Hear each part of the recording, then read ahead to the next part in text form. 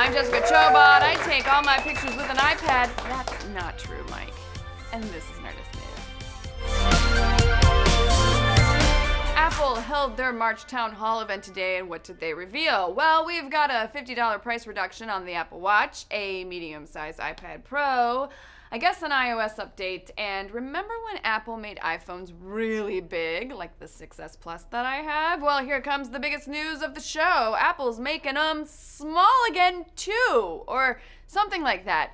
Yeah, the rumors are true. The iPhone SE is a comin', and it's a comin' smaller. Clocking in at 4 inches, it's the same size as the iPhone 5, but has the guts of an iPhone 6S. I'm talking new camera, new processor, and much, much improved Wi-Fi.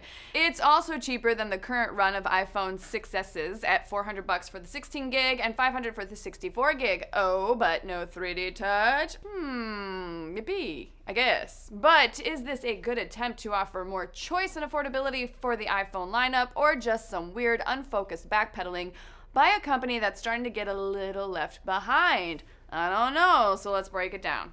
On the one hand, given the controversial big-only choice the company gave consumers starting with the iPhone 6, it was probably a wise choice to offer a smaller phone. There is a lot of competition in the smartphone market these days, so why not offer an alternative that less of their competitors could? And considering Apple is notorious for outrageous prices and products that don't always match up to them, Apple Watch even with the price cut, it's sensible to create a budget device, even if that budget is a minimum of $400. But on the other hand, does this kind of move make Apple seem, I don't know, maybe a little desperate? A lot of folks accuse the company of just chasing a big screen trend when they upsized the iPhone 6, but Apple stayed firm through the iPhone 6Ss and pretty much converted the doubters. We watch most of our content on our phones these days, so yeah, it makes sense that our screens would be bigger. Heck, you're probably watching this show on your phone right now. So why drop a little baby phone once most of us have already adjusted? It's been almost 2 years since the iPhone 6 launched, so many people, even if they haven't upgraded to a big screen yet, will probably do so within the next year. The price of the SE isn't that low, so this really isn't a budget phone.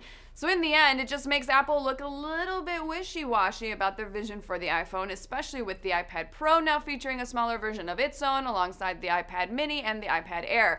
Hate to sound like a broken record, but if Steve Jobs were here, how many iPhone models do you think would be on the market right now, huh? I rest my case. But what do you guys think? Do you see value in a 4-inch iPhone? Do you think Apple is losing a bit of their luster? Are you watching this show on your phone right now? Mayhaps on the toilet? Probably. I can see you pooping! Let's discuss. Rachel, so what kind of phone do you have? I have an iPhone 6. And if you wanted to choose it to be small, do you prefer it to be a larger screen, or would you prefer it to be a smaller screen?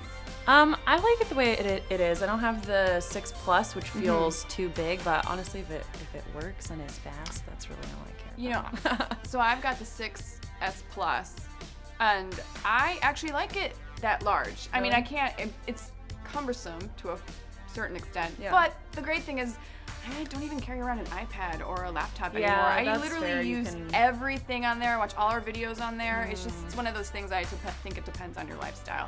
So pluses and minuses to both.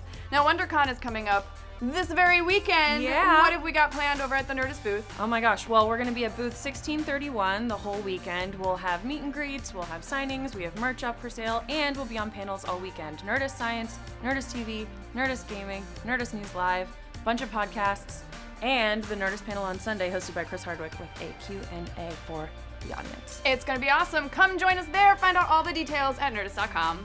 See you guys!